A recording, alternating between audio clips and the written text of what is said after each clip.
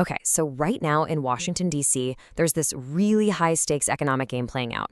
You've got the Federal Reserve basically hitting the brakes, the White House is making some pretty bold moves on housing, and a huge political battle is brewing. We're going to break down what all of these power plays actually mean for the economy and for you. So you have to ask, right? What's really driving all these big economic moves coming out of Washington? You've got interest rates, executive orders, political fights. It's a lot. We're going to sort through the key forces at play here. All right, first up, let's talk about the Federal Reserve. Seriously, these guys are walking a tightrope, and whatever they do next could have some major ripple effects across the entire economy. So, the big news, the thing everyone's watching, is that for its upcoming meeting, the Fed is widely expected to just hit the pause button. After a whole series of cuts, they're basically signaling, all right, time to wait and see what happens. And look, this isn't just some small tweak in strategy. Hitting pause now is a pretty big shift. It's coming right after 3 straight rate cuts late last year. So it's a very deliberate change in how they're approaching things. Yeah, and this isn't just discussing, we're hearing it straight from the horse's mouth, so to speak. A voting member, Neil Kashkari, is basically putting his foot down. He's saying, look, the economic data just doesn't back up another rate cut right now. But it's not just about the numbers here at home. There's a whole other layer to this. You've got these external pressures, right? The threat of new tariffs, global tensions, it's all creating a really risky environment. As Melissa Cohn points out, cutting rates now could be like pouring gasoline on an inflation fire. And you know who's listening? Wall Street, that's who. JP Morgan just completely flipped its forecast. Citing how strong the job market is, they're now predicting zero, that's right, zero rate cuts for the rest of the year. It's just a crazy reminder of how fast the economic winds can change. So all of this economic maneuvering, it's really setting the stage for our next topic, which gets right to the heart of the tension here. This escalating fight over the Federal Reserve's independence.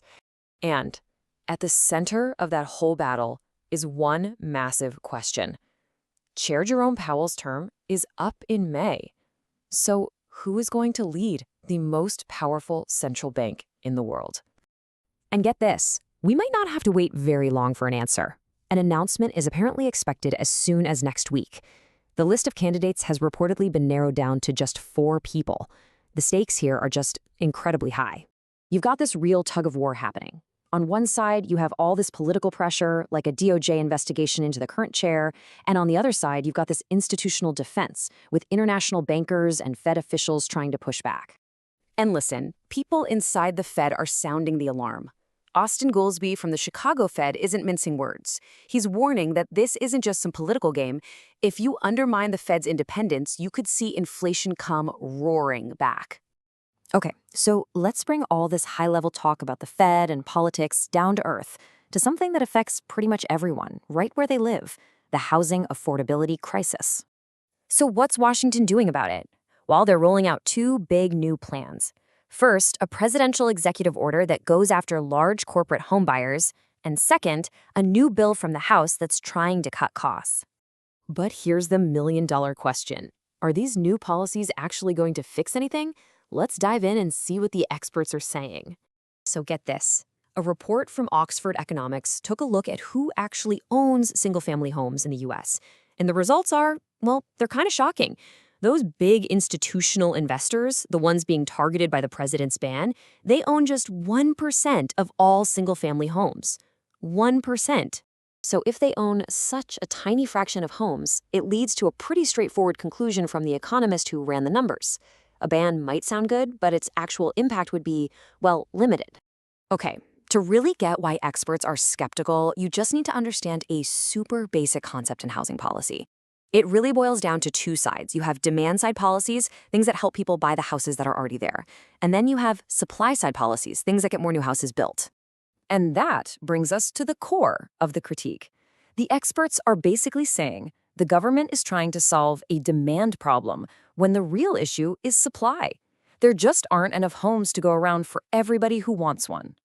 Now, that other policy, the Affordable Homes Act, that one does try to tackle the supply side by cutting red tape for builders.